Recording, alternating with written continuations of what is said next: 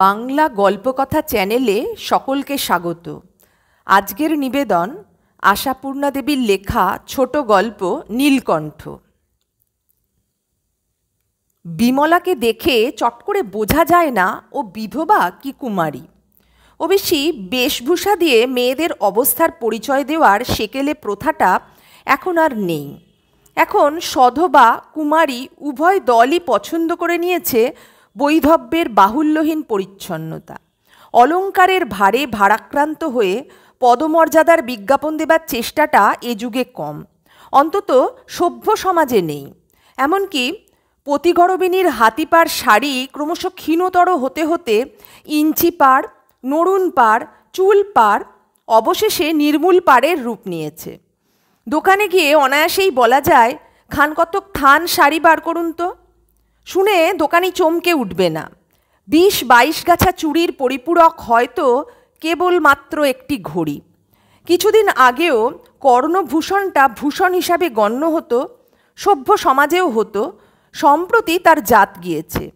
লোহা সিঁদুরের কথাটা হাস্যকর। ও বস্তু দুটো শুধু ত্যাগ করেই ক্ষান্ত হয়নি মেয়েরা, জোর আন্দোলন চালাচ্ছে ওই বর্বর প্রথার চিহ্ন দুটোর বিরুদ্ধে। কেন মেয়েরা অকারণেই দুঃসহ লৌহভার বহন করবে?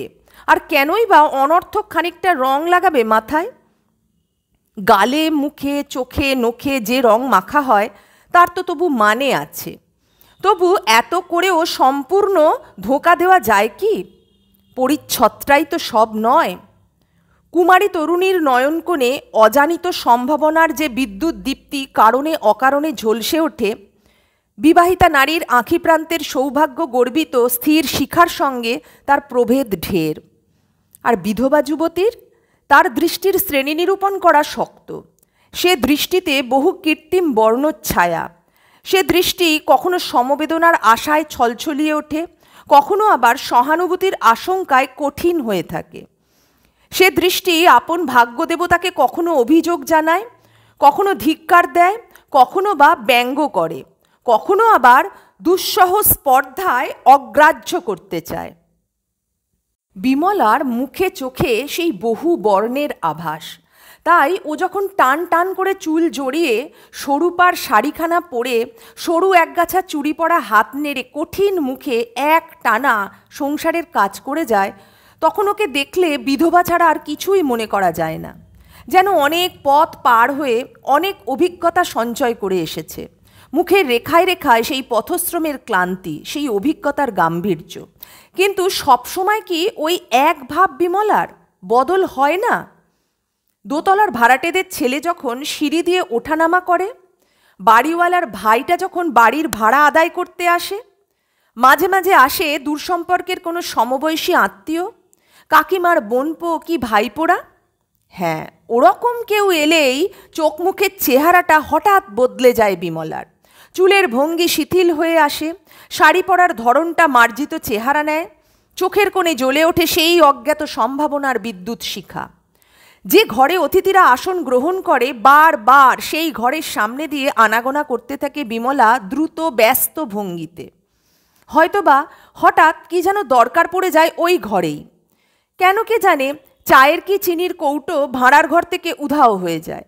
হয়তোবা ঠিক সেই মুহূর্তেই দেশলাইয়ের শেষ কাঠিটি নিঃশেষ হয়ে গেছে, তাই কাকার জামার পকেট হাতড়ে দেশলাই খুঁজে বার করতে হয়।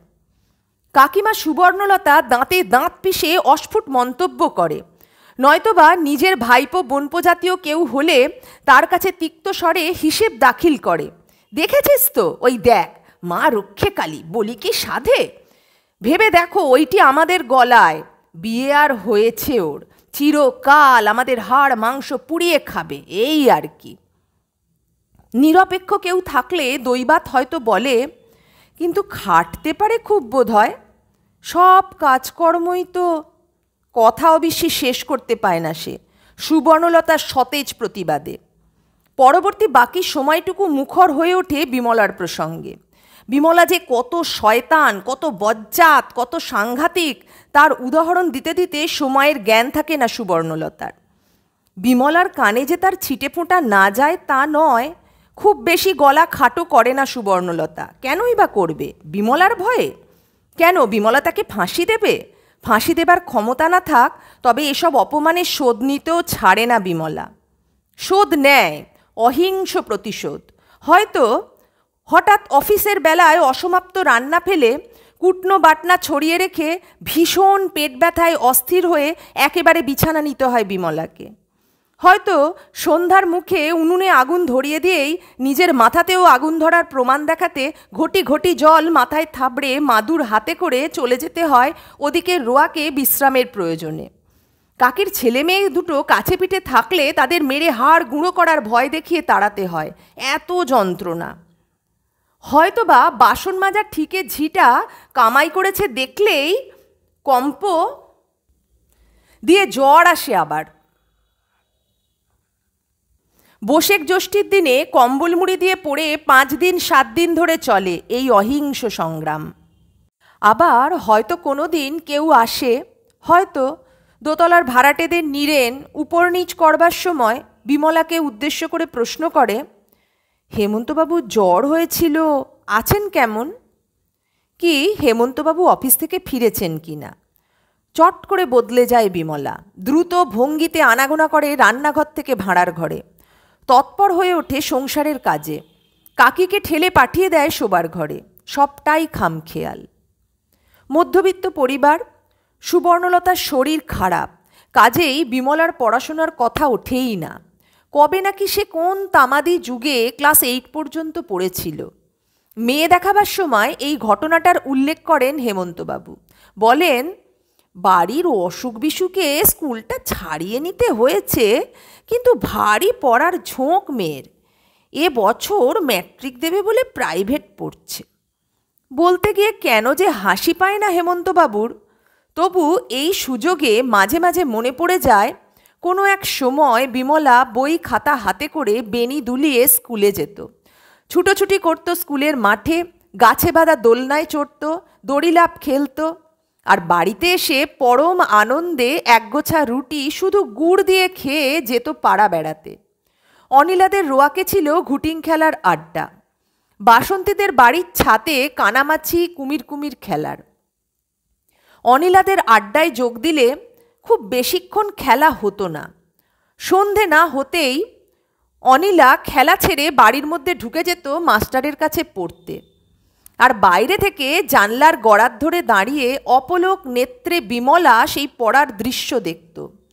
জোর আলো জ্বলছে ঘরে, টেবিলের সামনে চেয়ার পেতে বসেছে অনিলা মুখ নিচু করে। কেমন যেন গম্ভীর গম্ভীর দেখায় তার মুখ, মনে হয় অন্য জগতের জীব। তবে যেদিন পড়ার ভুল হতো, বাঘা মাস্টারমশাইয়ের হুঙ্কার দিয়ে ধমক দিতেন, চোখ ছলছল করে আসতো অনিলার। বিমলার সেদিন ভারী মজা লাগত। বাসন্তীদের বাড়ির ছাদে গিয়ে জুটলে সন্ধে হতেই টেনে নামাতেন বাসন্তীর মা নিজের মেয়েকে।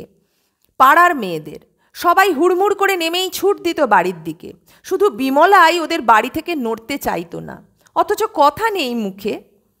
বাসন্তীর মা একরকম ঠেলেই তাড়াতেন, বলতেন, যাও খুকি বাড়ি যাও, তোমার কাকা আবার খুঁজতে আসবেন, বকুনি খাবে বাড়িতে। সেরকম কখনো যে ঘটেনি তা নয়, বকুনিটা ভদ্রভাবে বলা। রাত্রির হয়ে গিয়েছে দেখে কাকা পাড়া তল্লাশ করে ভাইজিকে উদ্ধার করে নিয়ে গিয়েছেন, গিয়ে পিঠের ছাল তুলেছেন তার। একধার থেকে মেরেছেন, আর মৃত ভ্রাতা আর ভাতৃবধূকে উদ্দেশ্য করে প্রশ্ন করেছেন কি শত্রুতা ছিল তাদের হেমন্তর সঙ্গে। তা এখন এসব তামাদি কথা। এখন পাত্রপক্ষের কাছে কমিয়ে কমিয়েও বয়সটাকে আর 22-এর নিচে নামানো যায় না বিমলার। গলার কাঁটা উদ্ধার করতে বিয়ের চেষ্টা করেন বই কি হেমন্তবাবু, প্রায় করেন, কিন্তু বিমলাহীন সংসারে সুবর্ণলতার চেহারাটা কল্পনা করে চেষ্টাটা কেমন স্তিমিত হয়ে আসে। আর সত্যি উৎসাহের তোড়জোড় হবেই বা কোথা থেকে? যারা মেয়ে দেখে যায় তারা খুব জোর বাড়ি গিয়ে খবর দেবার আশ্বাস দিয়ে যায়, বা কোষ্ঠীটা পাঠিয়ে দেবার নির্দেশ দিয়ে যায়, এর বেশি তো নয়। কি করবেন হেমন্তবাবু, হাত দিয়ে তো ঠেলে এগোবার নয়। অনিলার বিয়ে হয়ে গেছে কোন যুগে, 3-4টি ছেলে মেয়ে তার, বড়টি তো স্কুলে যাচ্ছে। বাসন্তীও এই দ্বিতীয়বার ছেলেপিলে হতে এসেছে মায়ের কাছে। ওদের সঙ্গে দেখা করার ইচ্ছে খুব করে বিমলার, ভালোবেসে নয়, কৌতূহলের বশে। ছেলেবেলায় যেমন জানলার বাইরে থেকে গড়াত ধরে দাঁড়িয়ে দেখত, তেমনি দেখা। সত্যিকার অন্য জগতের জীব হয়ে গেছে যে সহপাঠিনীরা তাদের জীবনের দিকে। কিন্তু ইচ্ছে হলে কি হবে? সুবর্ণলতার ধিক্কারে যাওয়া হয় না। যেতে চাইলেই গলায় দড়ি দেবার পরামর্শ দেন তিনি বিমলাকে। তা খুব অসঙ্গত কথাও তিনি বলেন না। দোতলার ভাড়াটেদের যে মেয়েটাকে ছেলেবেলায় কোলে পিঠে করেছে বিমলা, সেই ফুলিরও এই সেদিন বিয়ে হয়ে গেল। ঘটা করেই হতো, কিন্তু বিয়েতে আজকাল ঘটা হয় না। তাই অবশ্যই ঘটা না হোক, ল্যাঠাটা তো ঠিকই আছে। বিনি খরচের আচার অনুষ্ঠানগুলো এখনও একরকম বজায় আছে। তা সেই সব অনুষ্ঠানে বিমলা কি বলে হাসি মুখে যোগ দেয়? সাধে কি আর বিমলাকে গলায় দড়ি দেবার পরামর্শ দেয় সুবর্ণলতা? কিন্তু বিয়েতে ঘটা না হোক, জামাই নেমন্তন্নের ঘটা আটকায় কে? এখনও তো ও রীতিটার ওপর আইন জারি হয়নি। পর বারবার জামাইকে নেমন্তন্ন করে পালুরবেলা যেন দেখিয়ে দেয় কত বড় রন্ধন শিল্পী সে। মধ্যবিত্ত সংসারে ভালো রান্নাবান্নার ব্যাপার আজকাল উঠেই গেছে একরকম। ফুলির মার জামাই নেমন্তন্নর দিন হলেই পূর্ব পরিচিত সব মশলার সুগন্ধ বাতাসে ভেসে এসে উতলা করে দিয়ে যায় হেমন্তবাবুকে। সেদিন তিনি অজস্র খুঁত খুঁজে পান বিমলার রান্নায়। ছিছিক্কার করেন বিমলাকে।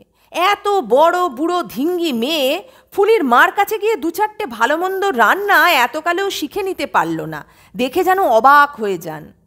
বেশি কথা কয় না বিমলা, শুধু বলে, শান্তভাবেই বলে, কাল না হয় সেরটাক মাংস আর কিছু ঘি মশলা আদা পেঁয়াজ কিনে রেখে যেও কাকা, দেখি যদি ওপরের বৌদিকে ডেকে। হেমন্তবাবু খিঁচিয়ে ওঠেন, আর কিছু নয়, একেবারে মাংস। সেই যে বলে না, কলা পাতে না এগোতে গ্রন্থ লেখা স্বাদ, এ তাই। আমি 10 টাকা খরচ করে মাংস এনে দিই, আর তুমি আমার জন্য পিণ্ডি সেদ্ধ করে রাখো। বলি, ভাত সেদ্ধ করতে শিখেছিস? এ কি হয়েছে কি? এ ভাতের পিণ্ডি তুলে রাখ বিমলি, আমি মরে গেলে ছেড়াদ্দর কাজে লাগবে।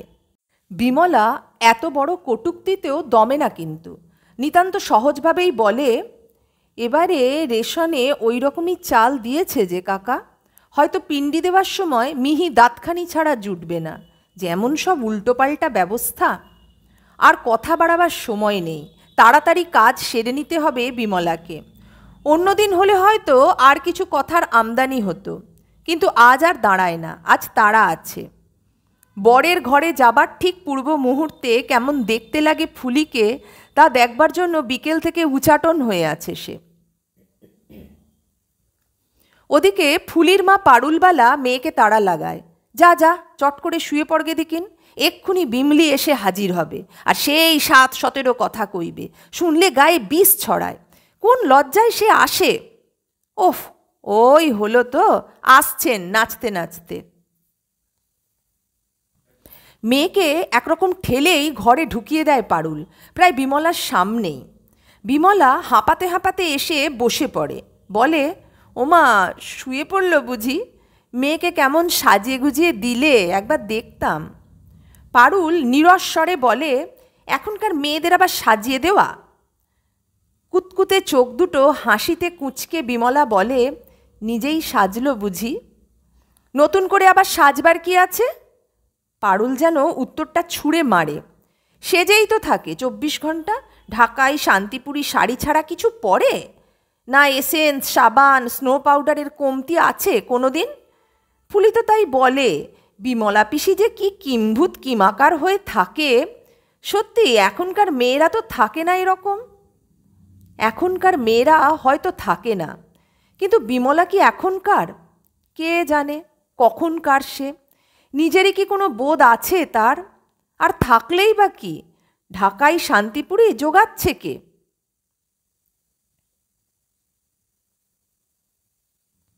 আজে বাজে এটা সেটা গল্প করতেই থাকে বিমলা, উঠতেই চায় না।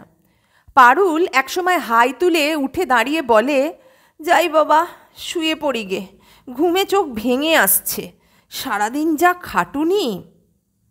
তা সত্যি। বিমলা উৎসাহিত হয়ে ওঠে, জামাই এলে যা রান্নার ঘটা তোমার, কি কি রাঁধলে বৌদি? কাল শুনো ঠাকুরজি বলে চলে যাবার ভান করে ফুলির মা, কিন্তু যায় না। সিঁড়ি দিয়ে নামতে গেলেই ছোট দেওর নীরেনের ঘরের সামনে দিয়ে যেতে হবে বিমলাকে। নীরেনের ঘরের দরজা এখন খোলা, আলো জ্বলছে। নীরেনকে বিমলার কাছ থেকে আগলে বেড়ানোটাও পারুলের একটা কাজ। দেওরকে তো আগলে বেড়ায় পারুল, কিন্তু জামাইকে সামলাতে পারল কই? অন্তত সেই অভিযোগই তো করে বিমলা। ভোরবেলা বাড়ির কারুর যখন ঘুম ভাঙেনি, বিমলা একা একা উঠে গিয়েছিল তিনতলার ছাদে একটু হাওয়া খাওয়ার আশায়। ঠিক সেই সময়ই নাকি তাক বুঝে জামাইবাবুরও হাওয়া খাওয়ার শখ হয়েছে। বোঝো এখন।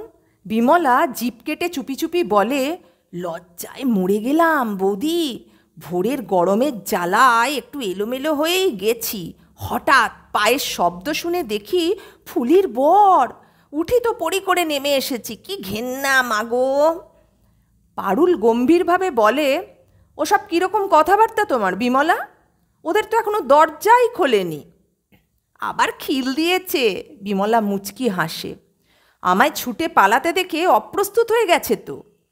আরও গম্ভীর হয়ে পারুল বলে, তা ছাদে যদি গিয়েই থাকে তা জেনে তো যায়নি তুমি আছো? আর তাও যদি যায়, এত লজ্জা ঘেন্নারি বা কি আছে বিমলা? সময় বিয়ে হলে ফুলির মতো একটা মেয়ে তো তোমার নিজেরই হতে পারত, শঙ্করের মতো জামাইও হতো। এটা অবশ্য একটু অত্যুক্তি করে ফুলির মা। ফুলির চেয়ে বিমলা 8-9 বছরের বেশি বড় নয়, কিন্তু বিমলার মুখের ওপর শুনিয়ে দিতে এর চেয়ে তীব্র ও তীক্ষ্ণ কটূক্তি আর কি হতে পারত? বিমলা অন্ধকার মুখে উত্তর দেয়, কি হলে কি হতো সে হিসেব তো হচ্ছে না বৌদি। শঙ্করের চালচলনগুলো তেমন ভালো নয়, তাই বলছি। রাগে দিশেহারা হয়ে যায় পারুল, কিন্তু চেঁচাতে তো পারে না, সামনের ঘরের জামাই। তাই চাপা গলায় বলে, শঙ্কর এলে, শুধু শঙ্কর এলেই বা কেন, এমনিও দোতলা তেতলায় তুমি আর উঠো না বিমলা। অত রূপের ডালি নিয়ে 5 জনের সামনে বেরোনোই ভালো। মুনিরই মন টলে যায়, তা সামান্য মানুষ। আর কি করবে ফুলির মা? চাবুক মারার চেয়ে বেশিই তো করেছে। না করবেই বা কেন? বিমলার আস্পর্ধা যে আকাশ ছাড়িয়ে উঠেছে। বিমলা নেমে গেলে রাগে ফুলে ডবল হয়ে বিমলার এই অসম সাহসিক ধৃষ্টতার কথা ব্যাখ্যান করে পারুল, বরের কাছে, দেওরের কাছে। বলে, ওর নিজের ননদ যদি হতো বিমলা তো জ্যান্ত পুঁতত তাকে। দেওরের কাছেই বেশি বলে। বড় গম্ভীর মানুষ নীরেন, কথা কয়ে মোটে সুখ নেই। কিন্তু অদ্ভুত একটা সর্বনেশে কথা নীরেন বলে। বলে, হ্যাঁ, ভোরের দিকে শঙ্করকে নাকি 3তলার ছাদে উঠতে দেখেছে সে। পারুল ক্রুদ্ধ স্বরে বলে, তার মানে ঠাকুরপো? মানে খুবই প্রাঞ্জল। ভদ্র সন্তানের হয়তো ফ্যানের তলায় ঘুমোনো অভ্যেস। আমাদের পিঁজরে পোলে ঢুকে প্রাণ হাঁপিয়ে উঠেছিল। তাহলে ওই রাক্ষসী জেনে শুনে পড়ে গিয়েছিল? একেবারে নিশ্চিন্ত রায় দেয় পারুল। তা হতে পারে, নীরেন হাসে।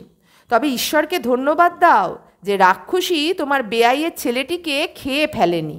রাগে গমগম করে চলে যায় পারুল। দেওরের ওপরেও চটে গিয়েছে সে। ঠাট্টা করে বটে নীরেন, কিন্তু অবাকও একটু হয় সে। অনেক দিন ধরেই দুটি পরিবার একই বাড়িতে বাস করছে। ছেলেবেলা থেকেই দেখে আসছে বিমলাকে। একটা হাস্যকর বস্তু ভিন্ন আর কোনো ধারণাই তো ছিল না তার ওপর। হঠাৎ সে এমন ভয়ঙ্কর হয়ে উঠল কোন ফাঁকে? স্বেচ্ছায় নিজেকে কেন্দ্র করে একটা বিশ্রী আবহাওয়া সৃষ্টি করার অর্থ কি? আচ্ছা, বিমলার ওপর নীরেনের এটা অবিচার নয়? বিমলা আবার ভয়ঙ্কর হলো কোথায়? পৃথিবীটাই যে ভয়ঙ্কর হয়ে উঠেছে বিমলার কাছে। বিমলার দোতলায় ওঠা বন্ধ হয়ে গেছে বটে। 26 বছরের মেয়েকে ঠ্যাং খোঁড়া করবার ভয় দেখিয়ে রেখেছেন হেমন্তবাবু, কিন্তু নিচের তলাতেই কি বিপদের অভাব? বাড়িওয়ালার ভাইটা যে সেদিন ভাড়া রসিদ দিতে এসে আর একটু হলেই বিমলার হাতখানা ধরে ফেলেছিল, তার কি? সামনের বাড়ির নতুন ভাড়াটেদের ছেলেটা যে ঠিক বিমলার রান্নাঘরের জানলার সামনে দিয়েই সিনেমার গান গাইতে গাইতে যায়, কি বিহিত হচ্ছে তার? হেমন্তবাবুর অফিসের যে ছোকরা এ পাড়ায় থাকে, কালে কোশমিনে হয়তো যাবার সময় হেমন্তবাবুর খোঁজ নিয়ে যেত। আজকাল নিত্যেই তার আসার ধুম পড়েছে কেন? হেমন্তবাবুর শরীর খারাপ তো তার কি মাথা ব্যথা? ওসব ছল ছাড়া আর কি? কড়া নাড়লেই তো দরজা খুলতে সেই বিমলা, দারোয়ান তো নেই দৌড়ে। তবে সাধে বলছি, পৃথিবীটাই ভয়ঙ্কর হয়ে উঠেছে বিমলার পক্ষে। অথচ বলতে গেলে খুড়ির কাছ থেকে এক ফোঁটা সহানুভূতি জোটে না বিমলার, বরং ঠোঁট উল্টে ব্যঙ্গ করে সুবর্ণ বলে, ছোঁড়াগুলো যে তোর হাঁটুর বয়সী বিমলি, বলতে ঘেন্না হয় না? নয়তো আরো কুৎসিত করে বলে, রূপ দেখে জ্ঞান হারায়, তাই সামলাতে পারে না বোধহয়। এবার থেকে বরং বোরখা পরে থাকিস বিমলি। একা বলে সুখ হয় না, পারুলকে ডেকে ডেকে বলে আর হাসাহাসি করে। পারুলের আবার সব গল্প ঠাকুরপোর সঙ্গে করা চাই। বিয়ের কোণেবেলায় এসে নীরেনকে দেখেছিল 12 বছরের নাবালক বালক। দেওরের সম্বন্ধে সেই নাবালক বোধটা এখনো সমানেই প্রায় রয়ে গেছে পারুলের। ও যে MA পাস টাস করে এখন দিব্যি মাতব্বর প্রফেসর হয়ে বসেছে, নিজস্ব গল্পগুলো করবার সময় সেটা মোটেই ভাবে না পারুল। তাই আজকাল ওর গল্পের বেশ ভালো খোরাক জোগাচ্ছে বিমলা।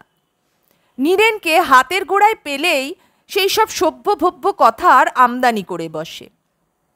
বলে, শুনছো ঠাকুরপো, আমাদের পরীর আজকের কাহিনী? কে নাকি জানলা দিয়ে ওকে চিঠি ছুঁড়ে দিয়ে গেছে। রাজ্যি শুদ্ধ লোকের এমন মরণ দশাও ধরেছে গো। বাবা, বানিয়ে এত বলতেও পারে। নীরেনও অবশ্য একাধ সময় যে হাসে না তা নয়, হেসে বলে, চিঠিটা বোধহয় নিজের হাতেই লিখে দেখিয়েছে। ঘোড়ার ডিম, মাথা নেই তার মাথা ব্যথা, চিঠি কোথায়? জেরা করতে বলল, রাগ করে নাকি উনুনে ফেলে দিয়েছে। বোঝো এখন। সত্যি এসবে তো বুদ্ধি বেশ খোলে, মাথায় আসেও উত্তরগুলো। আবার হয়তো কোনো দিন আরও কারুর আরও বেশি বেশি বেআইনি ব্যবহারের নালিশ ওঠে বিমলার দিক থেকে। পারুল তার বিশদ ব্যাখ্যা করতে বসে। হেসে কুটি কুটি হয়ে বিমলার রচনা শক্তির তারিফ করে। সব সময়ই যে উত্তরের প্রত্যাশা করে তা নয় বলেই আমোদ। নীরেন এক একবার তাড়া দেয়, বলে, হঠাৎ বিমলা তোমার ধ্যান জ্ঞান হয়ে উঠল কেন বলো তো? ওর কথা ছাড়া আর কোনো কথা নেই? এবারে ক্ষমা দাও। বিমলা সম্বন্ধে তুমি যত ইন্টারেস্টেড, আমি ঠিক তা নই। সত্যি পরচর্চায় কি পরম সুখ তোমাদের? কদাচিৎ বা হাসে, বলে, এ তোমার অন্যায় বৌদি। গল্প রচনা করছে তাই বা ধরে নিচ্ছ কেন? স্ত্রী সংসারে কি মন্দ ব্যক্তি নেই? সবাই আমার মতো মহাপুরুষ। পারুল হেসে গড়ায়, বলে, তোমার মতো মহাপুরুষ না হোক, ছিষ্টিশুদ্ধ লোক পাগলও তো নয় ঠাকুরপো। প্রেমপত্তর, গোলাপ ফুল, সিল্কের রুমাল ছুঁড়ে দেবার উপযুক্ত পাত্রী আর কোনোখানে কারুর জুটছে না। আহা, অত অবিচারী বা কেন তোমাদের? কালো কি কেউ হয় না? আমাদের সাগর পিসির মূর্তিটা কল্পনা করো। আমাদের সাগর পিসে মশাই তো সেই গিন্নি নিয়েই। পারুল তর্ক শুরু করে, বলে, তাদের আমলে ছেলেবেলায় বাপ মায়ে বিয়ে দিত। লোকে জানতো এই রত্নটি আমার একমাত্র। সে আর করবে কি? তাই বলে সেই মূর্তি দেখলে কারুর প্রেমে পড়ার শখ হবে? হবে না কেন? তোমরাই তো বলো। এক্ষেত্রে হাঁড়ি ডোমও অচল হয়। পারুল দুই চোখ বড় বড় করে বলে, ও ঠাকুরপো, তুমি ওর হয়ে যা ওকালতি করছো দেখে ভয় লাগছে। লাগছে নাকি? তা কে জানে বাবা, হাঁড়ি ডোমের উদাহরণ দেখাচ্ছ, বলে আর হেসে গড়িয়ে পড়ে পারুল। কালো, কুৎসিত, বোকা শয়তান যাই হোক, বিমলাকে নিয়ে কেউ কখনো মাথা ঘামাতও না। শয়তানির এক নতুন পদ্ধতি আবিষ্কার করে বিমলাই অপরের মাথার টনক নড়িয়েছে। পারুল আর সুবর্ণ বিমলার স্বজাতি বলেই বোধহয় নিষ্করুণ চিত্তে শুধু সমালোচনা করেই মজা দেখে। পুরুষের স্বাভাবিক মমত্ব বোধে নীরেন একটু অস্বস্তি পায়। মনে মনে চটে যায় হেমন্তবাবুর ওপর। কানা খোঁড়া বাদ দিয়ে যা হোক একটা সাপ ব্যাং ধরে মা বাপ মরা ভাইঝিটার সদ্গতি করে ফেললেই তো পারেন ভদ্রলোক। কিন্তু আশ্চর্য, এই অদ্ভুত কুৎসিত বটতলার উপন্যাস রচনা করার শখ কেন বিমলার? কী লাভ? কারণটাই বা কী? ওর এই প্রায় যৌবনোত্তীর্ণ জীবনে কেউ কখনো ওকে নারীত্বের স্বীকৃতি দিল না বলেই কি সেই খবরটা সম্বন্ধে অপরকে সচেতন করে তুলবার এই বিকৃত সর্পিল পন্থা আবিষ্কার করছে বিমলা? পুরুষ যাত্রা যা ওর সম্বন্ধেও মোহমুক্ত নয়, এই প্রমাণ দেখবার জন্যই কি তার চেষ্টার আর অন্ত নেই? কে জানে, কুরূপা নারীর হৃদয় রহস্য বিশ্লেষণ করার শখ আর সময় কার থাকে? অতএব বিমলার চিন্তা বাতাসে উড়ে যায়। হলে হবে কি, তখনকার মতো যায়, আবার বিমলা ফিরিয়ে আনে তাকে। লোক যত উপহাস করে ততই আরও ভয়ঙ্কর ভয়ঙ্কর অঘটন ঘটতে থাকে বিমলার জীবনে।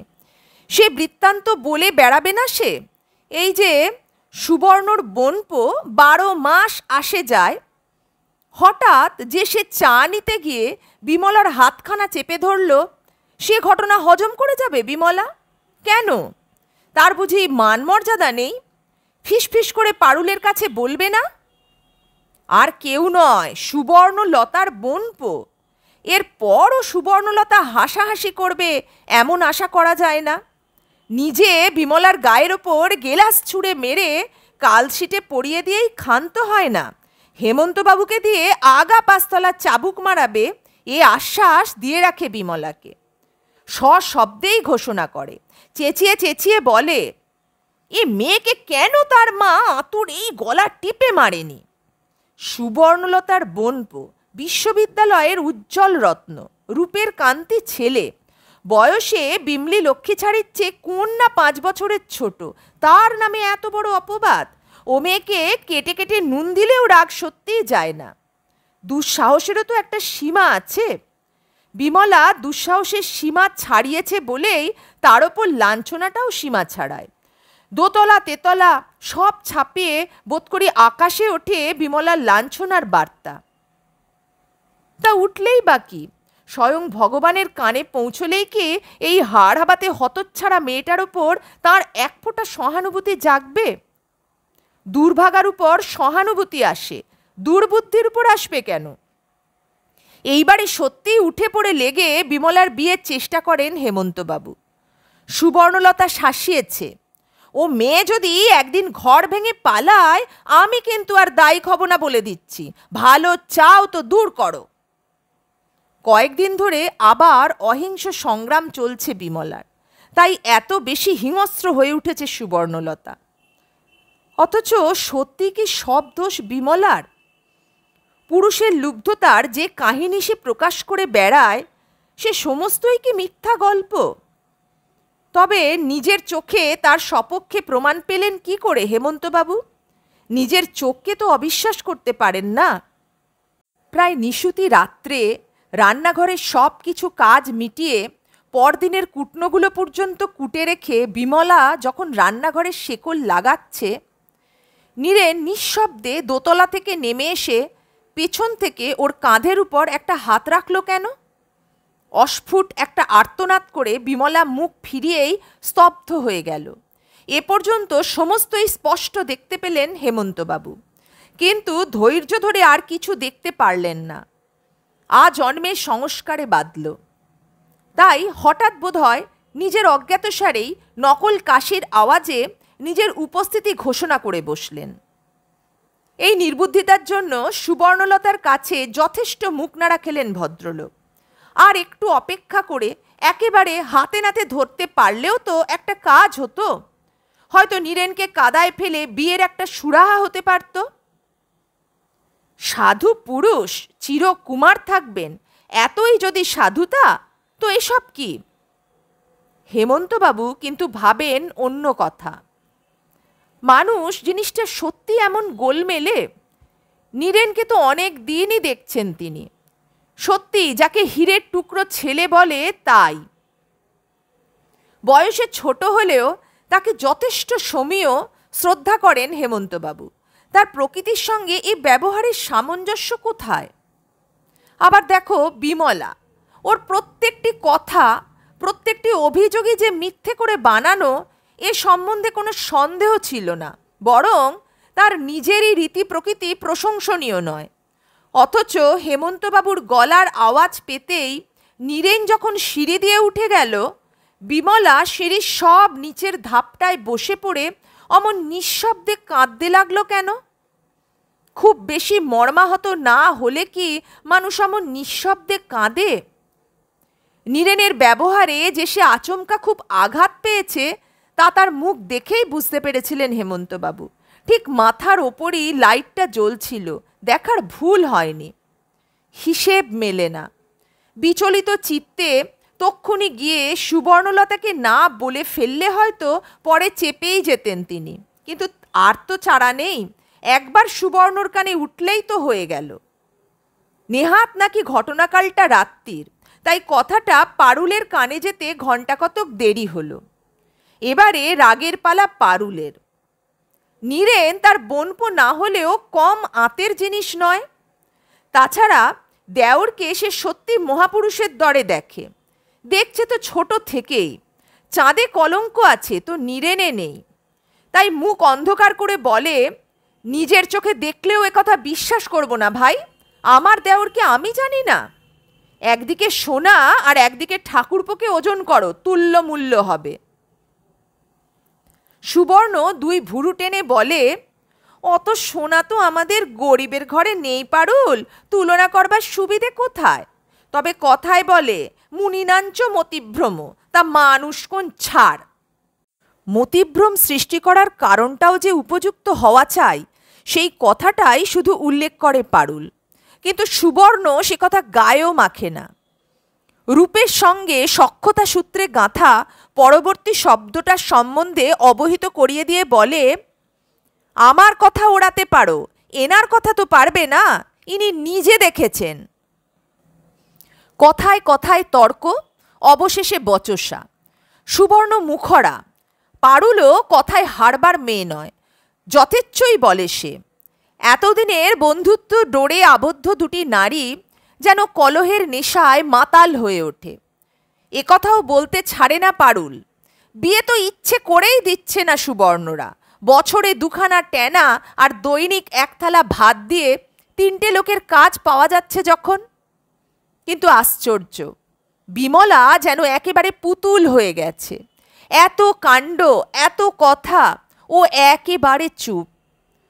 পুরুষ জাতির দুর্বলতার এত বড় একটা জ্বলন্ত প্রমাণ হাতে পেয়েও সদ্ব্যবহার করে না তারা কেন?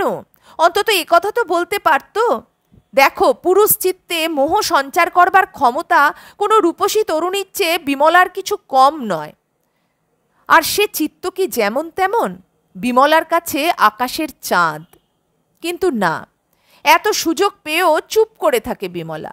সাড়া পাওয়া দূরের কথা, দেখতেই পাওয়া যায় না তাকে।